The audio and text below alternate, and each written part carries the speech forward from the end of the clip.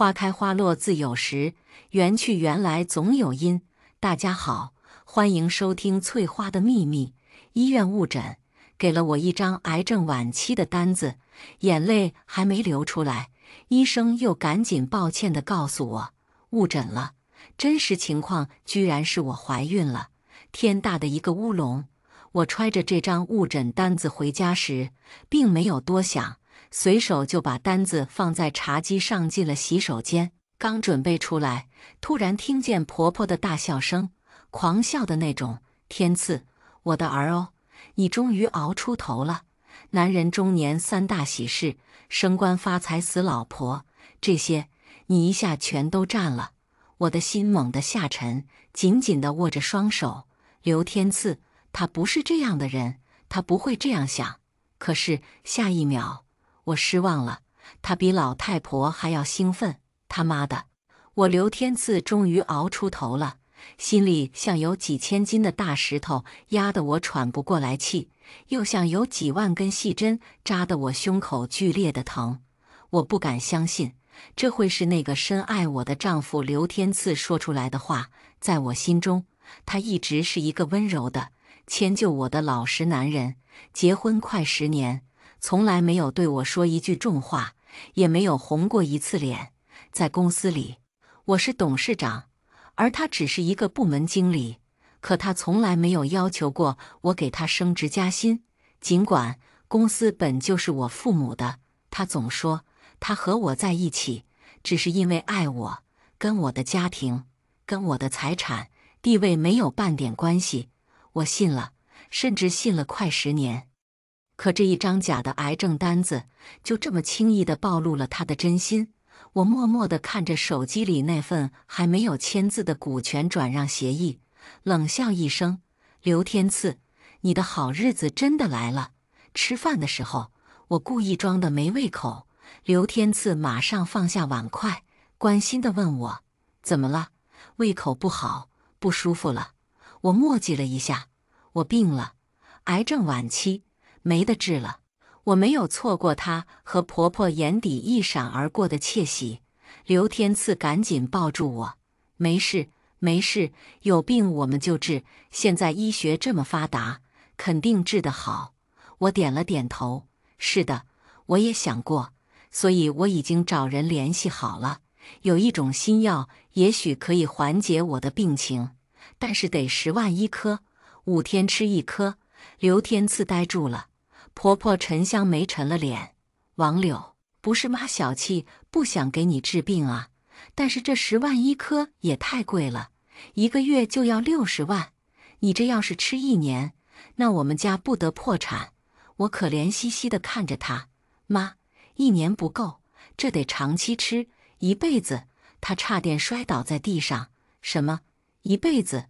那这个家还怎么过得下去？”王柳，不是我说你。你这样也太不为天赐着想了吧？他辛辛苦苦1个月在你公司，每个月只能拿个3万块，而你呢，1颗药就是10万，你自己想想，是不是太欺负人了？我继续说：“妈，我不用天赐的钱，我自己有钱的，而且我公司1年赚几千万，这药我买得起。”他依然黑着脸：“你的钱难道不是天赐的钱吗？你自己都说了，癌症晚期，没得治，还相信这种骗子药，那就是纯粹浪费钱。听我的，咱们保守治疗，剩下的钱，到时候妈一定给你买块风水好的墓地，让你在地下躺着也舒服。”我心里说不出的难受。他们甚至没有开口问一句我到底什么病，就笃定地认为我癌症晚期。尤其这个陈香梅，一直就看我不顺眼，但是以前碍于我的家产、我的能力，她尽管心里不喜欢我，但是也只能忍着。现在知道我时日无多，终于忍不住了，爆发了。呵呵，但凡她能多忍几天，我都会直接告诉他们，只是误诊而已。可他们一刻也不想忍。我转头看向刘天赐：“老公，你说，我听你的。你说不吃就不吃。”我静静地等待他的答案。我再给他一次机会，也许之前听到的那些话真的只是开玩笑。新药都是拿你当小白鼠的，我不想你最后走的没有尊严。老婆，就按照妈说的，保守治疗吧。我的心终于死了。保守治疗，那就是让我直接等死。我看着这个和我生活了快10年的男人，摸了摸肚子，最后问他：可我还没有给你生一个孩子，老公，你会遗憾吗？没有我们的孩子。陈香梅接了话，天赐才35岁，想要孩子分分钟的事情。这点你不必担心，你走之后，我们一定会好好帮你守着这份家业。王柳，你安心走吧。他真的是迫不及待呀，一点都不掩饰。我安心走，走哪里去？我好好的，只是怀孕而已。但是我现在一点不想告诉他们，我倒要看看他们还有些什么骚操作等着我。马上，刘天赐就不让我去公司了。老婆，你辛苦了这么多年，现在病了，就在家安心休养着吧。公司，我去帮你管着。我喝了口牛奶。可以，他窃喜着继续道。可我始终只是一个经理，不能做太多事情。你看，要不要？我懂他的意思，不就是想让我把董事长的位置给他吗？我笑笑，你放心去吧，我这没几天了，公司早晚都是你的。他吹着口哨走了，从来没有这么高兴过。陈香梅显然比刘天赐更加高兴。他在我别墅的院子里面放着欢快的音乐，扭着屁股跳广场舞。路过的邻居都问他怎么那么高兴。他笑着说：家里有喜事。哦，你家有什么喜事？儿媳妇怀孕了。他吐了一口口水。呸，那个不下蛋的老母鸡，怀不上的。不过呀，不耽误我抱孙子。我心里一紧，什么意思？我立马穿上衣服到了公司，前台看到我还意外了一下，然后马上充满同情地对我说：王总，生病了就休息，现在医学发达，都能好的。只1秒钟我就知道，刘天赐肯定第一时间就通知了全公司的人。我要死了，而他马上就是这公司的老大。呵呵，刘天赐啊，你太急了。我去了刘天赐的办公室，空无一人。手下告诉我，刘经理说他以后就是公司的董事长，所以他现在在您的办公室。我刚准备推开自己办公室的门，却不想听到了里面不可描述的声音：老公，轻点，轻点，今天怎么这么要命啊？刘天赐的声音断断续续。妈的，忍了快10年了，你说我为什么？老子他妈的终于不用装了，终于不用看他的脸色了。哦，那老公，我们是不是马上就可以结婚了？尽管我早就做好了心理准备，但是真正听到这些声音，我还是差点摔了下去。刘天赐，你真是好样的，装了快10年，可不能让你白装。我找了律师，昨天那股权转让协议作废。律师很惊讶。王总，你不是早就说过了，只要刘经理能够坚持10年，就把你的股份转给他一半吗？对呀，我说过的。但是刘天赐不知道，他想当董事长，就让他过一天干瘾吧。毕竟人站得越高，跌下来才会越惨。拥有过再失去，比从来不曾拥有会更让他痛苦。再回到家时，刘天骄正穿着我送给他的大牌衣服，坐在沙发上打游戏。看到我，没有了往日的礼貌招呼，只是抬起眼皮瞥了一眼。大嫂，我妈说你活不了几天了，让我来看看你。呵呵，这是来看我，还是来气我？看病人是这态度，但是我不想拆穿他，没意思。天骄，你马上就要毕业了吧？工作找好没有？他继续打着游戏。没有，我妈说到时候直接进我哥公司，当个董事长助理，帮我哥管着公司就行。呵呵，想得真美好。我原来是想过的，等她毕业了，直接到我公司来上班。毕竟是小姑子嘛，还是要讲点人情的。可是现在我有点累，怀孕了，人好像不是那么精神。这个孩子，我想了一晚，父亲不是个东西。孩子，我不该留，但是终究是在我肚子里的呀，还是有点舍不得。正在纠结时，刘天骄直接推门而入。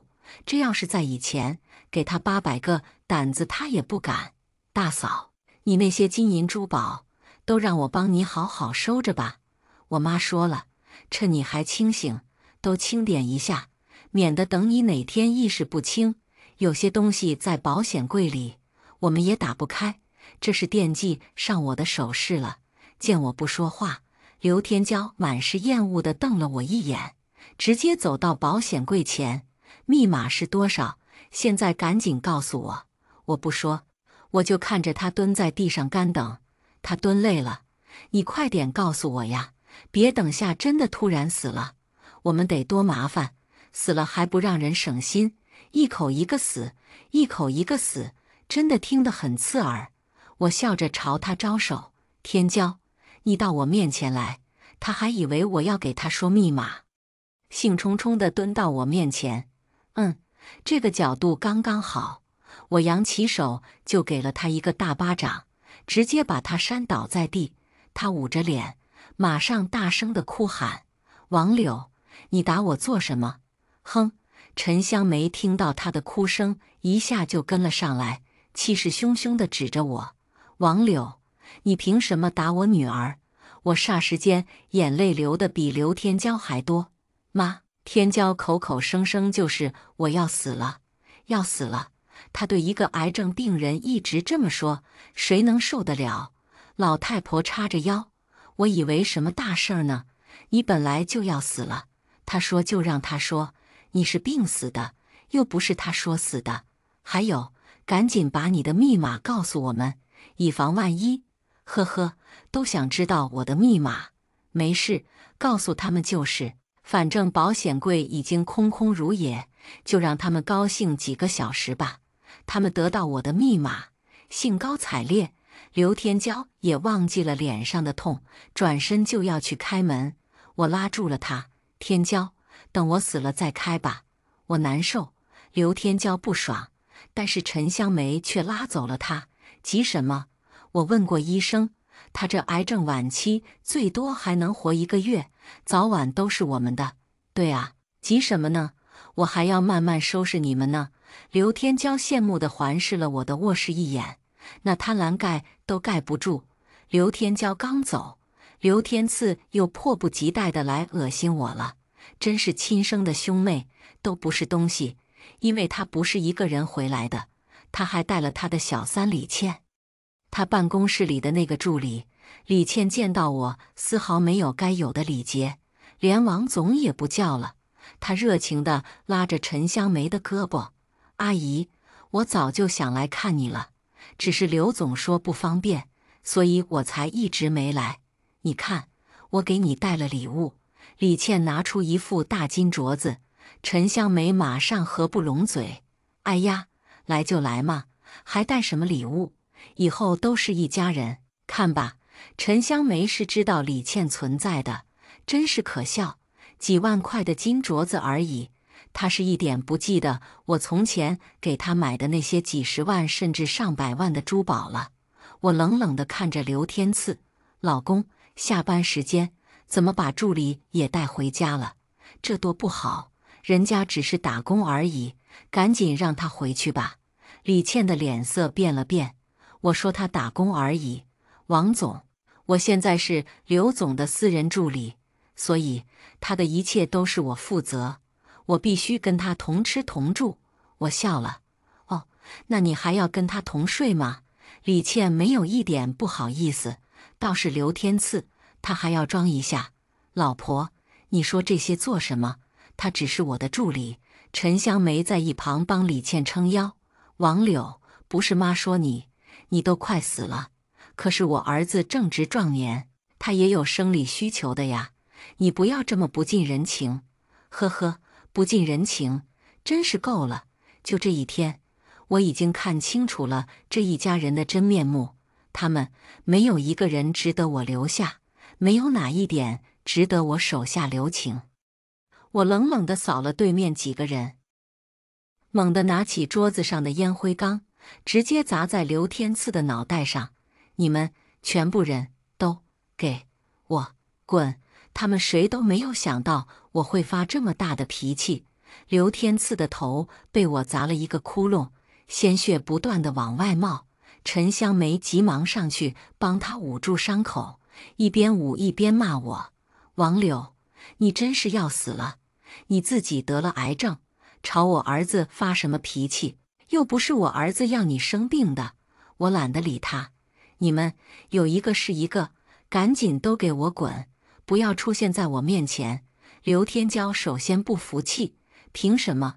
这是我哥家，就是我和我妈的家，就是我们姓刘的家。你一个马上要死的人，有什么资格赶我走？笑死！我双手抱着胸，低眉看他。你问我要资格，你都没有资格问我这种问题。好好去问你的大哥，我有没有资格赶你走？刘天赐才从被我砸的蒙圈中清醒过来。李倩在他身边担忧地看着，老婆，你为什么突然发这么大的脾气？你病了？我不跟你计较，少说两句吧。好，这几个人里，就他还装一下，我倒要看他还能装多久。果然，李倩跟刘天骄一样不服气。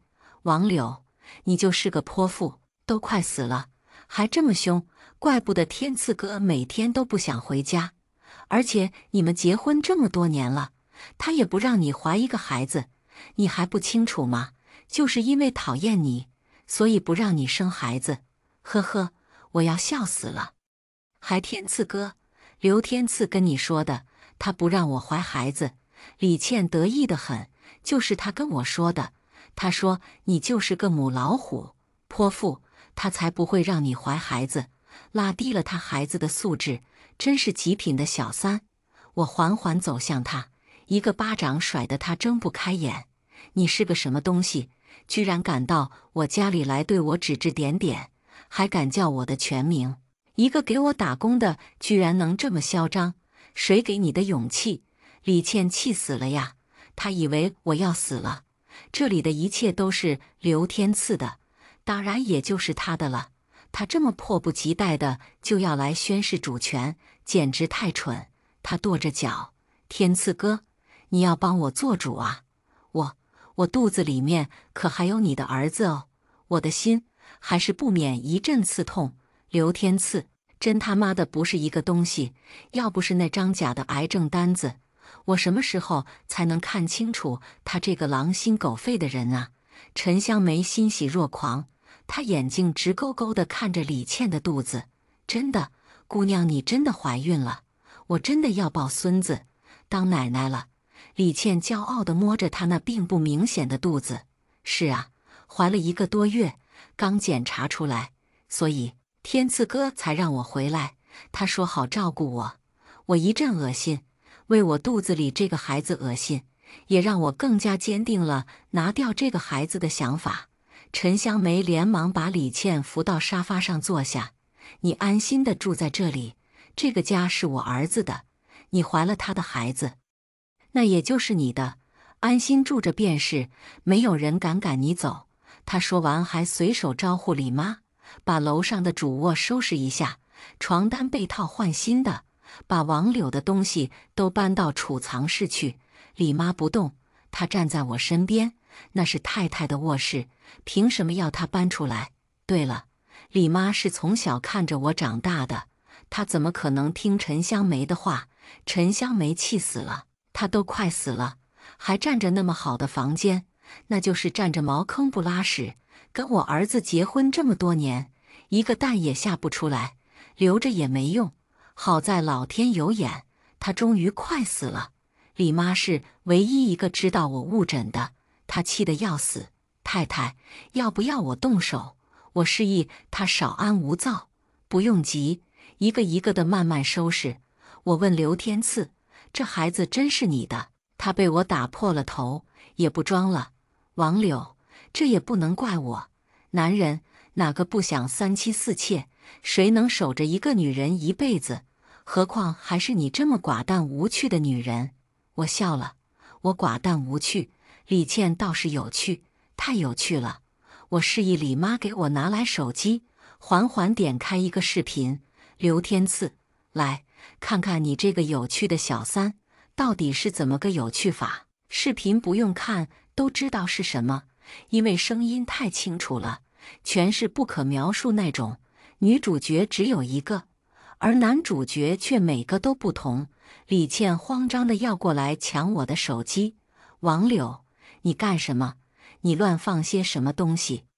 李妈拦住了张牙舞爪的他。贱人，你都不配出现在我们太太面前。陈香梅和刘天赐还没有从震惊中回过神来，倒是刘天骄睁大了眼睛，看得津津有味。哇，你这玩得挺开的，大哥他这么玩，那肚子里的孩子是不是你的？你能确定不？刘天赐狂怒，他丢掉手里带血的手帕，一个巴掌甩在李倩的脸上，真的毫不手软。李倩被打得跌坐在地上，她连滚带爬地滚到刘天赐身边，抱着他的大腿说：“天赐哥，这不是真的，是王柳做的假视频，他故意的。他以前根本不知道我们的关系，怎么会有我这些视频？”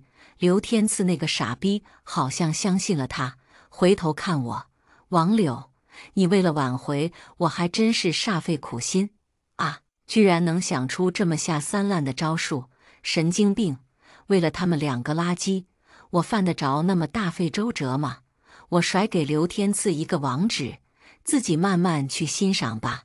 你亲爱的小三几百条视频呢？刘天赐狐疑地打开手机，李倩慌张地要去抢。不要看，天赐哥不能看，那些都是王柳的阴谋，他嫉妒我可以陪你下半生。你不要看，可是晚了，没有哪个男人能从这种视频里面走出来。刘天赐也不意外，他也不是个好东西。他一脚踢在李倩的肚子上，面目狰狞地扯着她的头发。贱人居然敢骗我！我看你是不想活了。鲜血顺着李倩的大腿流了出来，她大惊失色，慌张地大喊：“我的孩子，我的孩子！”天赐哥，那是你的孩子啊！刘天赐丝毫不心疼他，甚至还补了一脚：“滚，荡妇！老子看走了眼。”李倩被刘天赐提着头发拖出了我的别墅，一路血迹看得我恶心。其实白天发现他们苟合之后，我就马上开始调查李倩。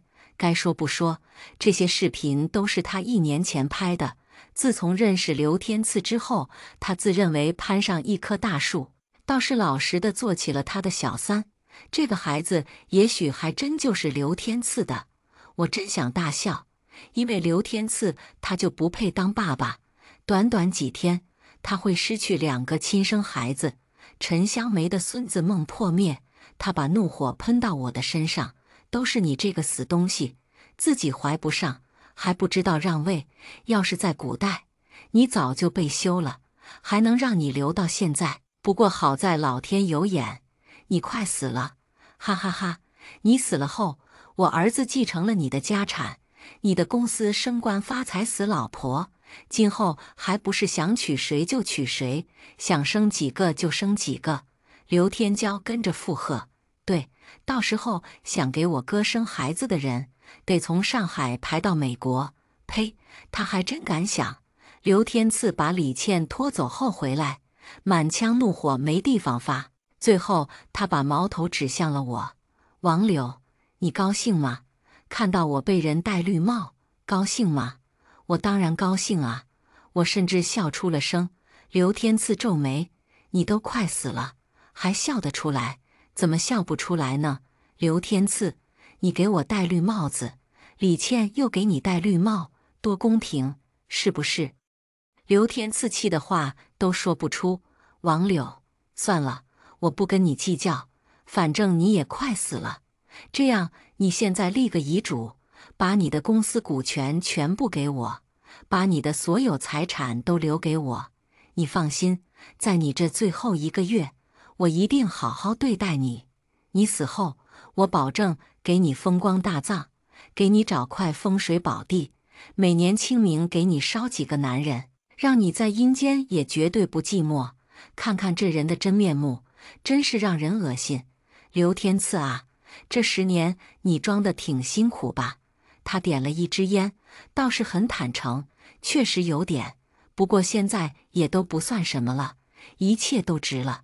陈香梅没有刘天赐这么淡定，她扯着我的手，把手机递到我的手上，赶紧的叫你的律师过来，把遗嘱当着我们的面写好，不然你能不能活够1个月还难说。威胁我，李妈气死了也不问我，端起手边的一杯水就泼在了陈香梅的脸上。死老太婆，我忍你很久了，要不是看在小姐的面上，你算个什么东西？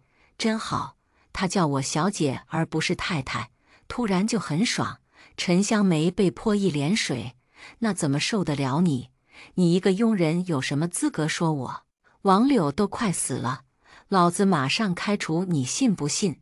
李妈挺起胸膛，你是一世，看看今天从这里出去的是你还是我？陈香梅气得要死，儿子赶走他，一个佣人还爬到我头上来了，不给他点颜色，看看今后这个家里谁还听我的？刘天赐还没动，刘天骄倒是开始蠢蠢欲动，可我怎么能让他得逞呢？我的人谁都不能动。我把李妈拉到身后，刘天赐，你不是要我立遗嘱吗？等着，马上给你一份，你签字就好。对面3个人闻言相视一笑，脸上是掩饰不住的喜悦。你都准备好了？果然是你办事效率就是高。王柳，我们夫妻一场，你放心，你的身后是我绝对不会亏待你，我说到做到。我没理他，活着都这样，还能指望死后？何况我根本不会死。1分钟后，一直等在外面的何律师推门而入，他从公文包里拿出2份文件，都递给了刘天赐。刘经理，你看看，没问题的话就签字吧。刘天赐没有接文件，他板着脸说：“何律师，你现在应该叫我刘总。”何律师依然坚持：“刘经理，你先看看合同。”刘天赐还不想接，刘天骄一把帮他接过。大哥，你管他叫什么？反正这遗嘱生效后，你就是董事长了，下次再教训他也不迟。先看遗嘱吧。刘天赐这才缓和了脸色，只是他马上又皱起眉头。遗嘱为什么要我签字？王柳签好不就可以了？何律师重复道：“请刘经理先看看再说。”刘天赐狐疑地打开文件袋，刘天骄也伸了个脑袋过去，只是下一秒，他们都疯了。刘天赐暴跳如雷，他把文件袋砸向我，可是李妈先一步挡在了我的面前。王柳，你他妈的什么意思？我是叫你立遗嘱，你给我一份离婚协议。哈哈哈，看他生气，我真的好开心啊。陈香梅马上捡起地上的文件，迫不及待地看了过去，跟刘天赐一样，他两眼一黑，差点摔倒。刘天骄赶紧接住了他，刘天赐依然在咆哮：“王柳，你都要死了，还搞这一出，你到底什么意思？”我眼睛一眨不眨地死死盯着刘天赐，谁告诉你我快死了？他差点一个趔趄站不稳，回头看了看陈香梅，妈，我们昨天都看得清清楚楚，是不是他是癌症晚期？是不是？陈香梅不停地点头，对我看清楚了。我还问了医生，他活不过1个月。而且他突然转头看我，王柳，早上你不是还告诉我们，你要买药1颗10万吗？刘天赐也瞪大眼睛对你说，1颗10万的药就可以救你的命。王柳，你亲口说的，你忘记了？我没有忘记，相反，我记得清清楚楚。刘天赐，我说10万1颗药是真的，但那不是治癌症，只是美容养颜罢了，所以可以吃一辈子啊！而且比这贵得多的，几10万1颗的比比皆是。刘天赐，我什么时候说过？那要是治癌症的刘天赐突然像是被人抽干了血一样。王柳，你骗我，你根本没生病，你拿假的癌症贷单子骗我可不是吗？我把掉在地上的离婚协议重新捡起来，丢在他的脸上。刘天赐，你太急了，就算我是真的癌症，你也不应该这么急，都装了10年多，装几天不行吗？他慌得不能再慌，双手紧紧地拉着我的裤腿。老婆，都是误会，全部都是误会，我们当作没有事情发生过，行不行？滚！我用力甩了他一个巴掌。仅仅1天而已，你看看你做了多少离谱的事情，居然还光明正大的把小三带回来，你是想故意气死我，早点拿到财产吗？刘天赐再说不出来什么反驳的话，这些都是事实，他只能恨自己太着急，恨自己没有了解清楚，一张假的单子就让他10年努力付诸东流。可是陈香梅还不服气，她激动地大喊：不行，不能离婚，我儿子在这个家忍气吞声10年，凭什么离婚？除非王柳你净身出户，把所有财产都留给我儿子，要不然休想离婚。笑死了，他是个什么东西？要不是因为他是刘天赐的妈，我根本连看都不会看他一眼。他有什么脸在我面前指手画脚？我冷漠地看他，你要不帮你儿子好好看看我的离婚协议上面的条件？刘天赐被我提醒，这才慌忙地认真看起了协议。只1分钟，他倒吸一口凉气。王柳，你太狠了！我们10年夫妻，你凭什么让我净身出户？你说凭什么？他还问我凭什么？凭你婚内出轨，就这一条，我就可以让你净身出户？怎么样？不服气？你找个律师打官司啊！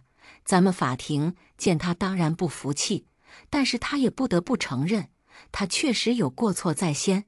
他知道打官司他也赢不了，所以他只能放下面子，苦苦哀求我放过他。王柳，看在我们这10年的份上，你放过我吧，别这么绝情。不可能。他看到我癌症单子那刻的笑声，我现在都忘不掉。刘天赐，升官发财死老婆，你一样都捞不到了。他彻底倒在地上，嘴唇哆哆嗦嗦。你都听到了，我不想多看他一眼，也不想多做纠缠。你们搬走吧，现在马上搬。刘天赐没有动，倒是刘天骄不答应了。我不搬，凭什么？我在这里住了10年，你要我搬走，必须给我赔偿。真他妈的是个笑话！他是个什么东西？住我的，吃我的，甚至穿我的。现在叫他滚，他居然还要赔偿，把我惹毛了。既然给你们体面，你们不要，那么就什么都别要。我吩咐李妈，把他们屋里之前的衣服、包包全部给我烧掉一个，不剩一个也休想带走。这是要了刘天骄和陈香梅的命啊！那些撑门面的东西，对他们来说比什么都重要。人就是这样，越缺什么就越需要什么。李妈带了几个佣人，开始在他们的房间里面收拾，把他们所有值钱的东西装进袋子，最后全部丢在院子里。刘天骄呼天抢地，陈香梅跪在地上哭泣：不准烧，不准！那些是我们的东西，谁都不准动。可惜他们的叫声一点用都没有。李妈一把火，那些大牌包包、衣服、鞋子熊熊燃烧，全部变成了灰烬。我送给他们的那些金银珠宝，当然也全部被李妈拿了回来，一件不剩。刘天骄哭得晕厥，那是他的门面啊！陈香梅眼里带着恶毒的光冲上来要打我，我后退一步，指了指自己的肚子。陈香梅，你打朝这里打，正好这个孩子我也不想要你帮我打掉他。他呆在了原地。刘天赐听到孩子2个字，眼里突然冒出了兴奋的光，他激动地抓着我的肩膀：老婆，你怀孕了，真的怀孕了，真的。我点头，我现在不想隐瞒他了，我要让他体会到曾经拥有，然后又眼睁睁地看着拥有过的东西慢慢失去的感觉，这会让他们更加痛苦。刘天赐欣喜若狂，陈香梅也不嚎叫了。哎呀，儿媳妇啊，你怎么不早说怀孕这么天大的好事？你怎么不早点告诉我们？这下好了，有了孩子，你们就能重归于好。孩子需要一个温暖的家，一个爱他的爸爸。他说着就来拉我的手，走，走走，妈给你做好吃的，绝对把你和孩子养得白白胖胖的。李妈推开了他那肥胖的身体，滚，别靠近我们小姐，院子里的火已经烧得差不多了。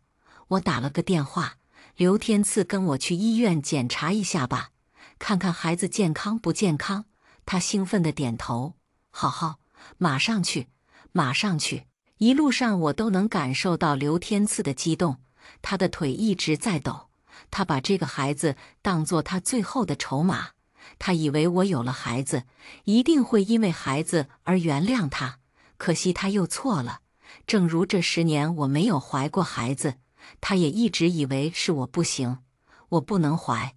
呵呵，到了医院，我马上被推进了手术室。刘天赐有些不解，不是检查吗？为什么要进手术室？没有人回答他，他只能在手术室门外如热锅上的蚂蚁团团转。孩子还小，流产非常简单，只不过半个小时而已。我又被推了出来，刘天赐马上趴在我的身边。怎么样？孩子怎么样？我笑了。刘天赐，你的孩子没了。他扑通一声跪坐在地上，他知道他一切都晚了才赶到的。陈香梅和刘天骄都待在原地，陈香梅满脸的失望还有愤怒。王柳，你怎么能这么狠心？这是孩子啊，你和天赐的孩子啊，你一点都不难过吗？真的还是有那么一点难过的，但是更多的是庆幸，庆幸我及时看清了这一家人。我看着地上的刘天赐，刘天赐，你知道为什么我10年怀不了孩子吗？他木然地摇头。陈香梅倒是抢着说，不是你身体不好吗？没用的老母鸡。李妈冷笑一声，呸，我们小姐身体好得很，只是当初老爷太太就不看好刘天赐的人品，告诉小姐结婚可以，但是必须10年后再怀孩子。果然老爷太太看得没错，你们这家人都是人面兽心，狼心狗肺，他们彻底崩溃了。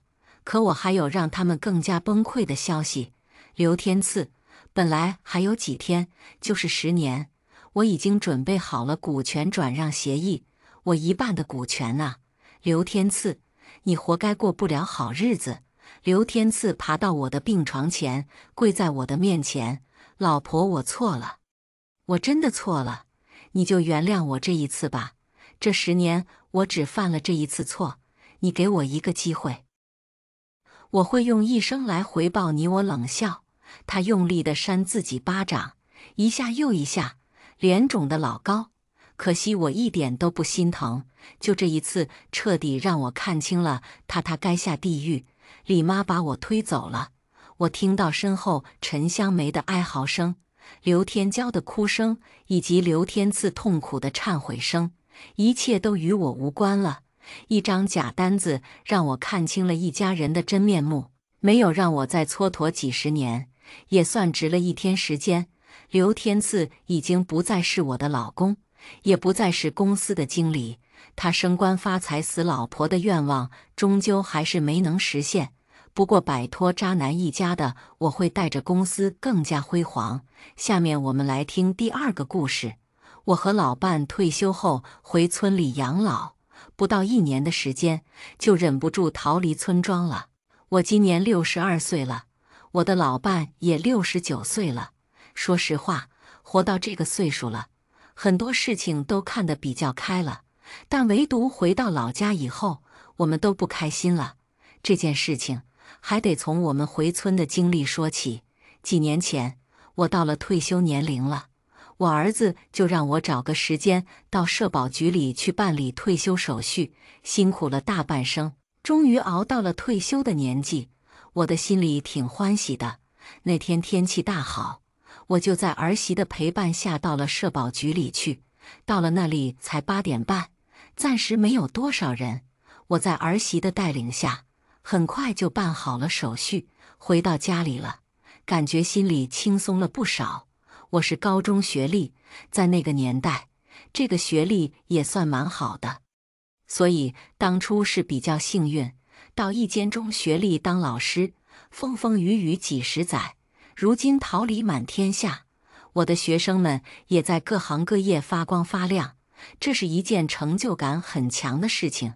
我一退休下来，儿媳刚好生孩子，我就顺其自然地在家里帮忙带孩子了。老伴在一家钢铁厂工作，比我晚退休几年，所以这个空档，我在家里做做家务，带带孩子刚好。而儿媳也是正常工作的，我这一退休，给他们小两口帮了不少忙。儿媳对我十分感激，经常给我买衣服和其他的礼物。其实我这几年带孩子也带怕了，之前没有退休的时候，就想着能够和老伴一起回到老家里生活。而孙子孙女也到了上幼儿园的时候了，我就和儿媳他们商量，等老伴退休后，我们就一起回农村老家生活。儿子和儿媳也表示理解，他们就同意了。于是，在老伴退休的那一年，我们就迫不及待地收拾东西回了老家。我们都计划好了，回到老家后，要在院子里种上些花草，也要买一些钓鱼的工具，因为答应了老公，让他可以每天去钓鱼。当我们的车子终于停在了老家门前的时候，我几乎快要高兴地跳起来了。进门后看到家里早已是杂草丛生，因为之前在院子的角落里种了一棵葡萄树，去看的时候，却发现葡萄树被踩得乱七八糟的，有些枝头都被折断了，地上还有很多生的葡萄。这一看，就是被人进院子里偷摘了我们的葡萄了。我心里一下子就不痛快了，到底是谁偷我们的葡萄？怎么这么没有教养？偷也就算了，至少不要折断我们的树啊！我和老伴都挺生气的，这回村的第一个晚上就弄得很不高兴。但是在老家生活是我们的梦想，所以觉得可能是小孩子不懂事，就看开了。第二天，我们收拾屋子，也把院子清扫干净了，觉得日子还是挺美好的。老伴又去镇上买了很多花草，也买了一些菜的种子。两个人在院子里忙活了几天，终于把花草和菜籽都种下了。我们回老家以后，自然也是要去长辈家里拜访一下的。于是，先是去了大伯哥的家里，嫂子看见我们回来了，脸上先是明显愣了一下，继而就露出了笑容。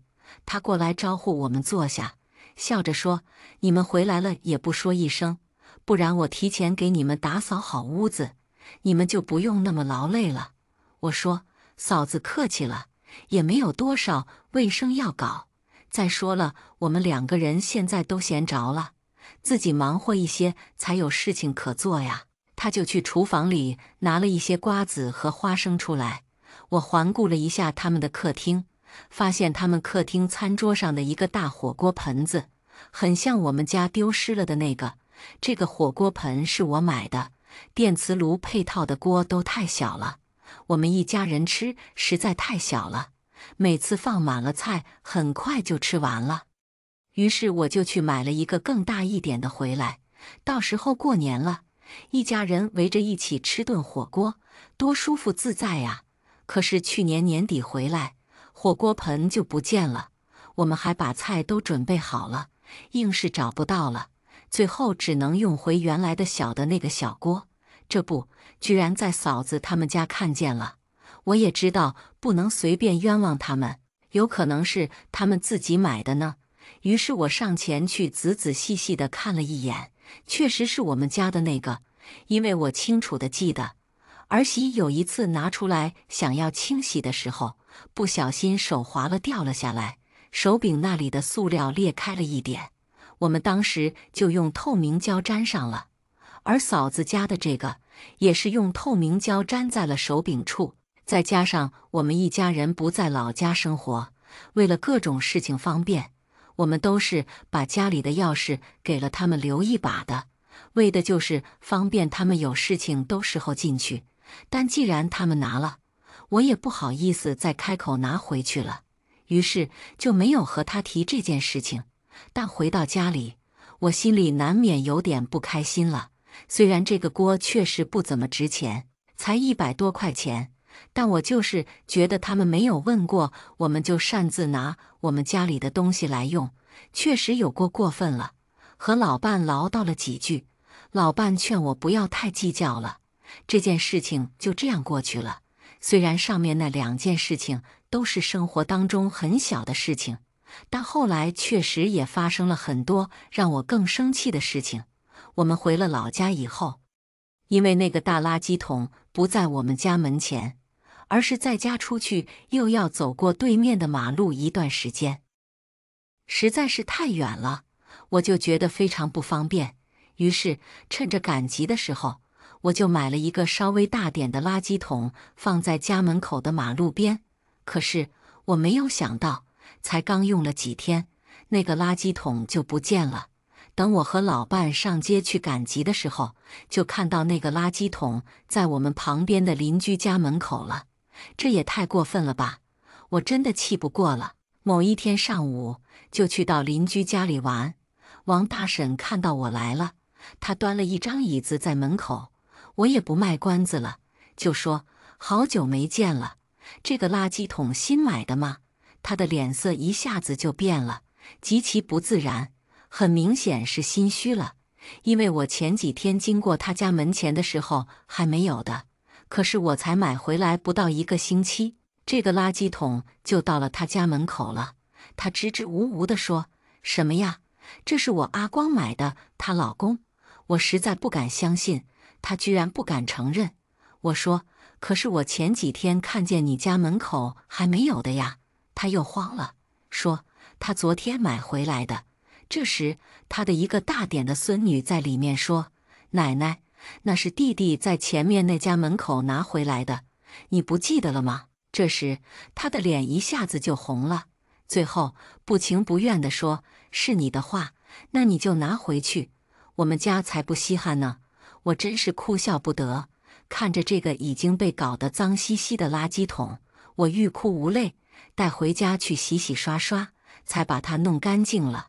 后来又发生了一件事情，就让我坚定了想要逃离农村的想法。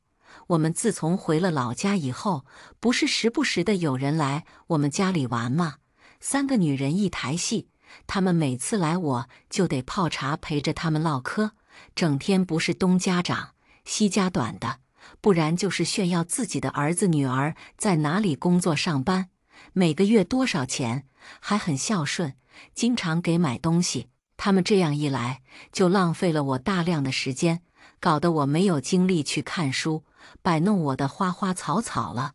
从他们的口中，才短短几个月，我居然知道了这个村子里这10几年发生的一些事情。比如说，村头的老头和老婆吵架，他老婆喝农药去世了，许大娘的老公居然睡了自己的继女，还有各种婆媳关系不融合的，整天家里都是吵吵闹闹的，更有5个儿子的大爷被儿子们赶去柴房睡觉的，那些出轨乱搞的就更多了，自己的儿女不好好照顾，生出来就让他们自生自灭，只顾自己玩乐，所以孩子10几岁就不读书了，跟社会上的混混一起，或者去打工，一代又一代恶性循环。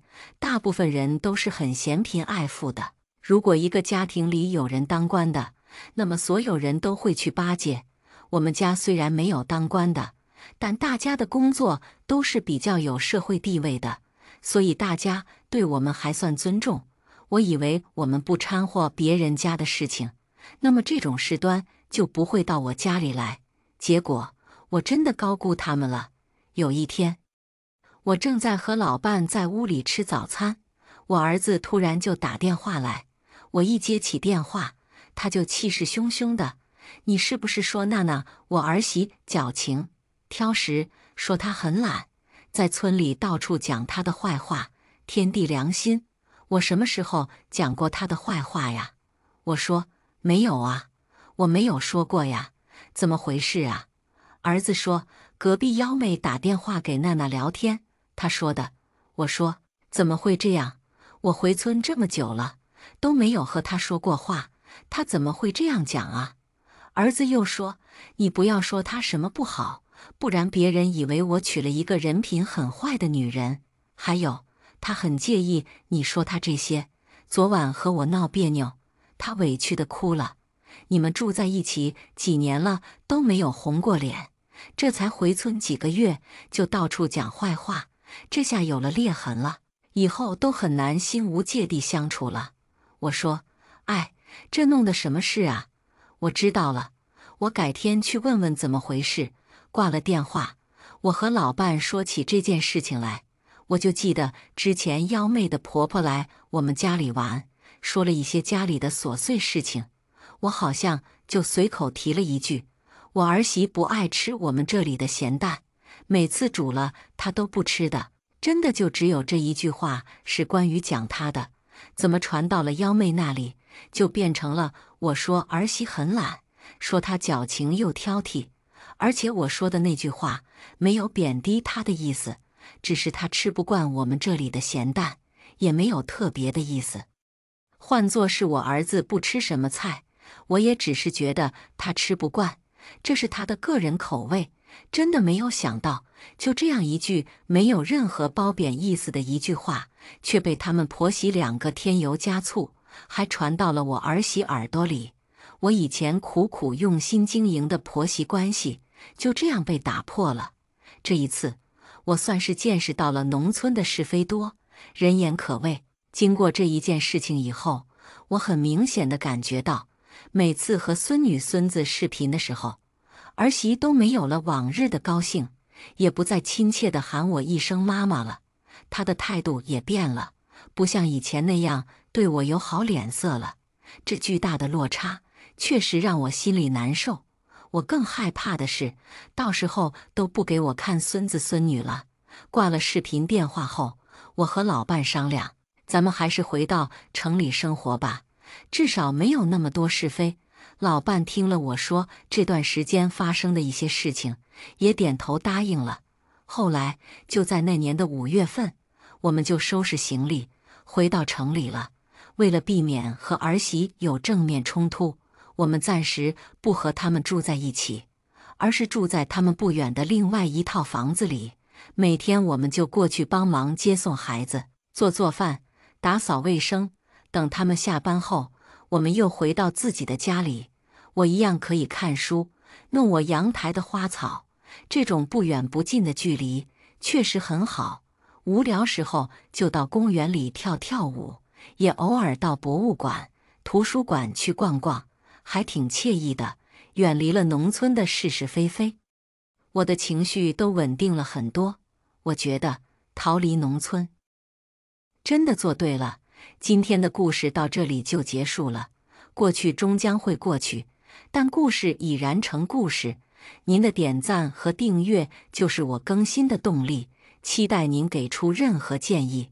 我们下个故事不见不散。